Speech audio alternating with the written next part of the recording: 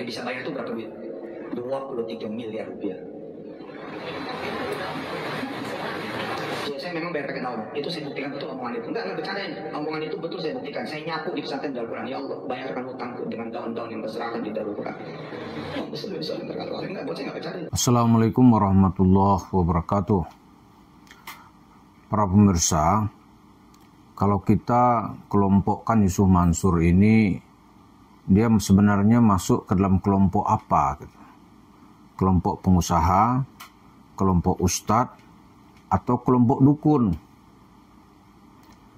Sebenarnya kalau kita lihat yang paling tepat Yusuf Mansur itu masuk ke dalam kelompok dukun. Dengan kafir itu, kemudian dia mencari duit masyarakat, lalu dia menampilkan dirinya seperti seorang pengusaha. Itulah yang terlihat dalam aktivitas Yusuf Mansur. Dia bercerita agama itu tujuannya bagaimana mendapatkan duit. Karena itu semua dalil-dalil akan dia gunakan bagaimana masyarakat tertarik untuk mengeluarkan duit. Jadi itu yang kita simpulkan dari Yusuf Mansur. Karena itu kajian-kajian agama itu ya dia nggak akan pernah merujuk kepada dalil, nggak akan merujuk kepada kitab-kitab tafsir, nggak akan merujuk kepada hadis. Yang dia rujuk itu bagaimana mendapatkan fulus. Jadi untuk memperkuat ide-idenya ini, dia akan menampilkan cerita-cerita mungkar atau agak kurang sedikit cerita khurafat. Jadi dapat dibayangkan kenapa Yusuf Mansur itu berafiliasi misalnya nih, itu dengan cerita-cerita khurafat yang disampaikan oleh para habib. Itu sama ujung-ujungnya. Kalau dia merujuk misalnya nih kepada kitab ulama-ulama di pesantren, katakanlah ulama NU, itu pasti nggak akan ketemu. Karena ulama-ulama NU kita, itu kitabnya kitab-kitab Imam Syafi'i atau Syafi'iyah lah gitu. Kalau dalam fikih ya, mungkin kitabnya diantaranya ya Fathul Mun'im, ya kan? Atau Fathul Mubin. Lalu dari situ naik kepada I'anatut Talibin.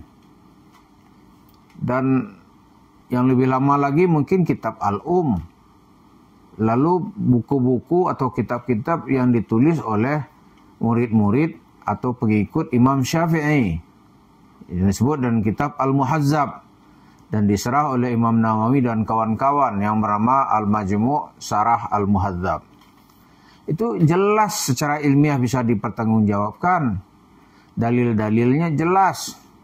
Ya kan? Kalau sebenarnya nggak ada dalil-dalil itu. Dalilnya duit. Lalu ditopang dengan cerita-cerita bagaimana keajaiban. Ujungnya nanti duit. Karena bagi Yusuf Mansur yang penting itu dapat duit. Dari situ nanti duit dia bawa pulang. Dia klaim itu miliknya pribadi. Lalu dari situ dia bangun warung steak and shake. Jadilah dia seolah tadi itu orang yang sangat kaya raya. Ya kan? Kalau kaya rayanya mungkin nggak seolah benaran gitu. Tapi seolah cerita agama gitu. Ya kalau kembali kepada kitab ulama-ulama tadi itu nggak akan bertemu cerita dengan Yusuf Mansur. Kecuali kiainya itu juga telah memainkan emosi umatnya untuk mendapatkan duit. Itu lain cerita, tapi itu tidak mungkin terjadi. Gitu. Karena kalau kita balik-balik, ya misalnya kitab Al-Majmu' Syarah Al-Muhazzab, itu kan menampilkan kumpulan dari pendapat ulama-ulama yang bermazhab Syafi'i. Gitu. Titik perdebatannya disebutkan. Misalnya ya, itu di dalam cerita berwudu. Gitu. Itu kan jelas dalilnya. Idza kuntum ila shalah faghsilu wujuhakum. Nah, problemnya kemudian wujuh. Apakah wujuh itu ras? Semua wajah termasuk jenggot atau apa gitu. Nah, di situ perdebatan-perdebatannya. Lalu yang sederhana ya pokoknya muka dan ditopang nanti dengan hadis-hadis.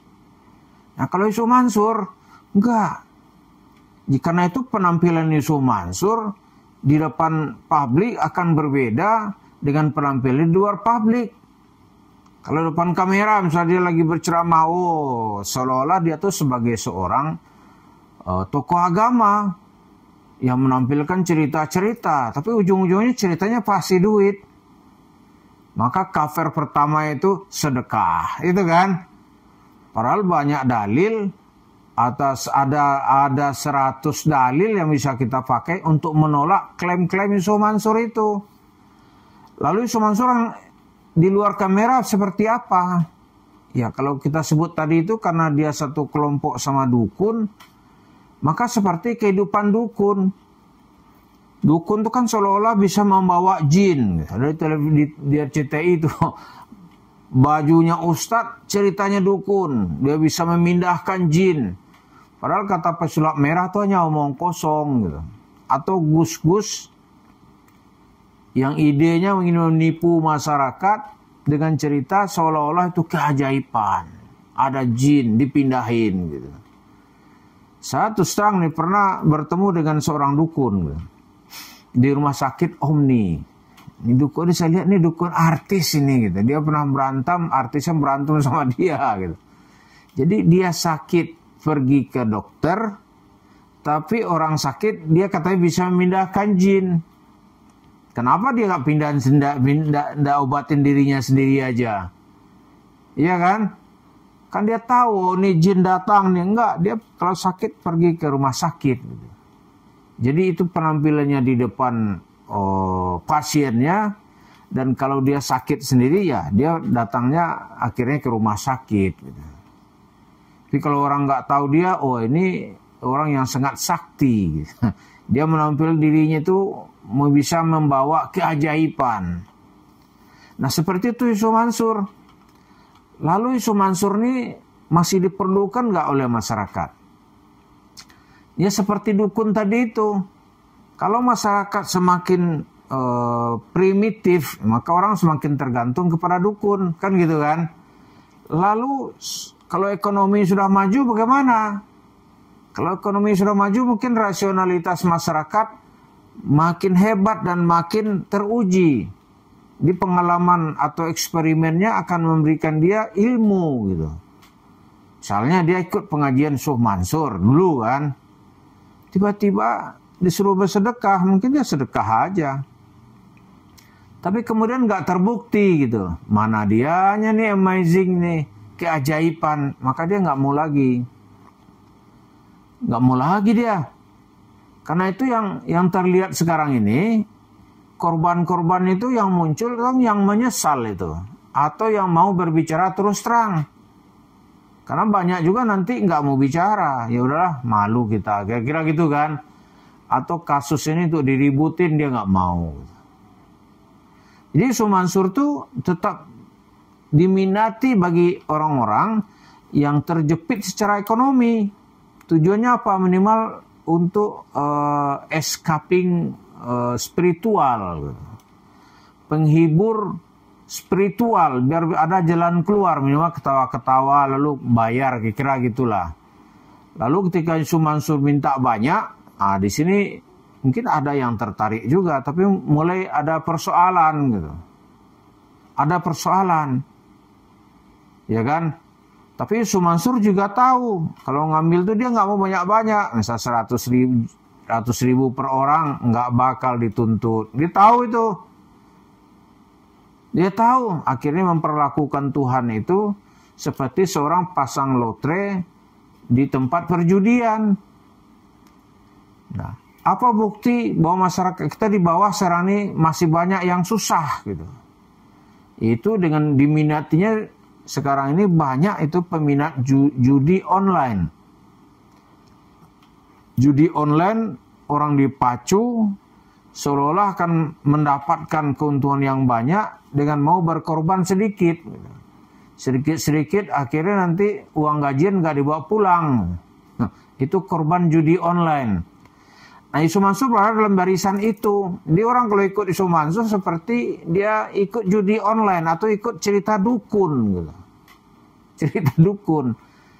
yang nanti nggak mau datang lagi kalau dia sendiri ternyata nggak ada hasilnya, dan memang nggak akan ada hasil. Jadi orang yang ikut Yusuf Mansur ujung-ujungnya pasti rugi gitu. Pasti dia rugi, pasti dia menyesal. Yusuf Mansur sendiri sekali tarikan ya dia mungkin bisa mendapatkan 2 atau 3 warung steak and shake-nya gitu. Dia nambah terus kekayaannya. Jadi seperti itulah Yusuf Mansur.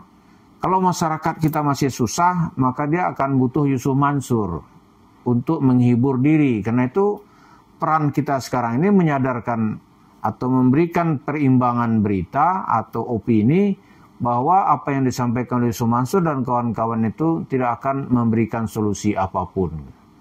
Yang ada Yusuf Mansur pulang dengan kaya karena warung steak and shake-nya terus bertambah. Terima kasih. Assalamualaikum warahmatullahi wabarakatuh.